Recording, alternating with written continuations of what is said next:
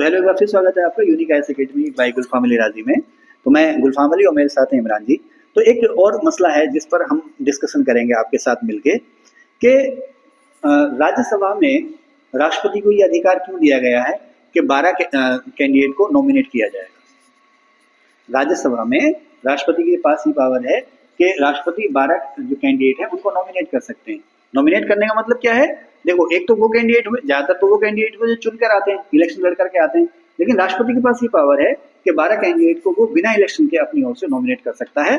वो रखे, जैसे रेखा, सचिन तेंदुलकर साहब, दिवंगत लता मंगेशकर, है ना, बहुत से नाम हैं जिनको राष्ट्रपति ने, अभी फिलहाल एमसी मैरी कॉम है, और भी बहुत सारे नाम हैं जो मुझे याद नहीं आ रहे, बहुत से लोगों को राष्ट्रपति ने अपनी ओर से नॉमिनेट कर रखा राज्यसभा में। तो ऐसा क्या आन पड़ी, ऐसी क्या जरूरत पड़ गई कि राष्ट्रपति को हमने अधिकार दिया कि आप 12 लोगों को, अलग अलग क्षेत्रों के 12 लोगों को राज्यसभा में नॉमिनेट कर सकते हैं। सर क्या कहेंगे? सर, देखा गया है राजनीति में ज़्यादातर लोग जो है जनता से जुड़े होते हैं, जनता के बीच रहते हैं, तो उन्हें चुनाव जीतने के लिए तरह तरह के जनता के साथ जुड़ना या उन्हें समय देना, उनके काम कराना, ये सब करना पड़ता है। जबकि कुछ लोग ऐसे होते हैं जैसे समाज सेवा से जुड़े क्षेत्र, संस्कृति, कला या विज्ञान से जुड़े जो भी लोग होते हैं, तो वो जनता को इतना समय नहीं दे पाते जो कि चुनाव लड़के वो वहाँ पहुँच पाएँ।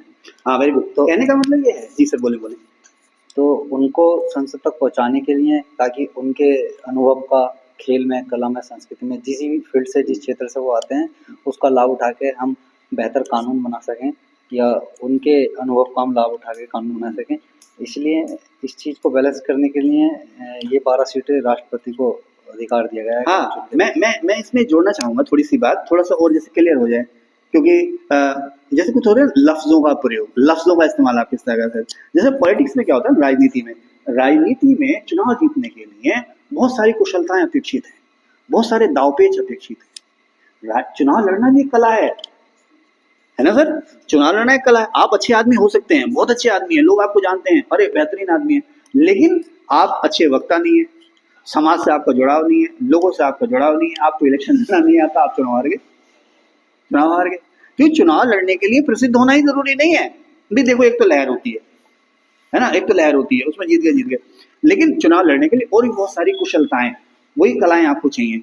तो अब जैसे अब मान लीजिए कोई सचिन तेंदुलकर साहब हैं, विराट कोहली साहब हैं, या लता मंगेशकर थी, या और भी बहुत सारे लोग ऐसे हैं जिन्हें समय समय पर राज्यसभा में हमने नॉमिनेट किया है, इलेक्शन हार जाए, इलेक्शन हो मान लो हार जाए। हालांकि एक होता है ना, जैसे सलमान खान साहब यहाँ आ जाए, शाहरुख खान साहब यहाँ आ जाए, विराट कोहली यहाँ आ जाए, तो बड़े से बड़े नेता को हरा देंगे वो। लेकिन एक बार, है ना, एक बार फिर जनता के नहीं भैया तुम इलेक्शन तो जीत जाते हो और उसके बाद फिर गायब हो जाते हो। है, अक्सर ऐसा होता है, सेलिब्रिटी चुनाव जीत जाते हैं फिर गायब हो जाते हैं।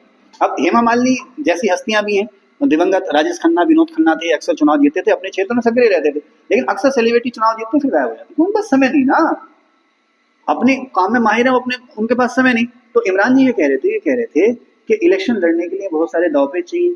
जो अब कोई कलाकार है, कोई खिलाड़ी है, कोई समाज सेवी है, कोई आर्थिक मामलों का विशेषज्ञ है, कोई विदेशी मामलों का विशेषज्ञ है, कोई किसी कला में दक्ष है, किसने समाज सेवा में बहुत बड़ा योगदान दिया है ना, अन्ना हजारे और विनोबा भावे, है ना, स्वयं महात्मा गांधी, हमारे राष्ट्रपिता महात्मा गांधी। अब मान लो चुनाव लड़ने में वो उस कला में पारंगत नहीं है, तो क्या करें? तो राष्ट्रपति को यह अधिकार दिया गया कि वो अपनी ओर से अधिकतम 12 लोगों को नॉमिनेट कर सकते हैं राज्यसभा में। क्यों? ताकि इन लोगों ने अलग अलग क्षेत्रों में जो नॉलेज, एक्सपीरियंस हासिल किया है ना, उसका फायदा संसद को मिले। किसके लिए? देश के लिए बेहतर कानून बनाने। ठीक है ना? तो इस सेशन में इतना ही, फिर कोई नया मुद्दा लेकर आएंगे। Thank you.